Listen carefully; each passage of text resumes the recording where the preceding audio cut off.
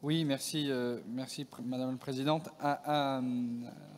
Effectivement, je vais faire une présentation assez rapide de cette motion.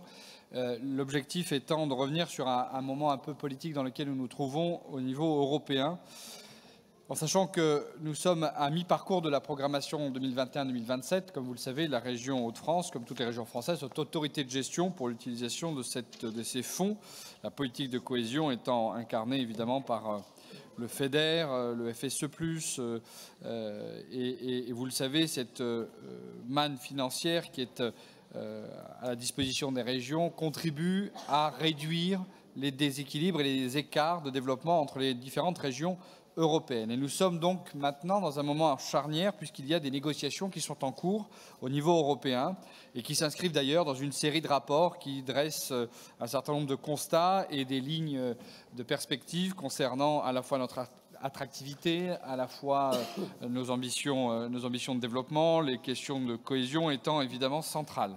Et donc, s'il y a bien une politique qui est emblématique, qui est visible, qui répond à un certain nombre d'enjeux de territoire, c'est bien la politique de cohésion. Et c'est bien ce que nous arrivons à faire avec cette politique de cohésion au travers de centaines de projets qui sont financés au plus proche de la vie des habitants de notre région.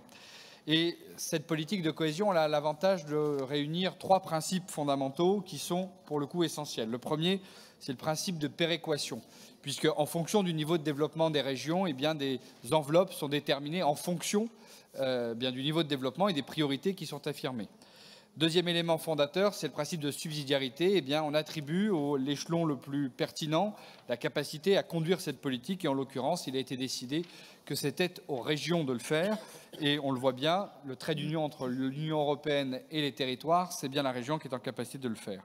Et puis enfin, un autre principe essentiel qui est que cette politique, elle est là pour agir de manière véritablement structurelle. Elle n'est pas là pour répondre aux difficultés conjoncturelles. Et parce que quand il y a des difficultés conjoncturelles, il faut que l'Europe s'adapte. Elle a su le faire quand ça a été nécessaire, notamment avec le fonds de résilience et de relance. Mais attention, aujourd'hui, alors que cette réflexion est en cours, il y a une tentation qui serait celle de la recentralisation, la renationalisation de la gestion de ces fonds. Pour la région des Hauts-de-France, c'est 1,3 milliard d'euros qui permettent, encore une fois, d'alimenter et de faire émerger des projets très concrets.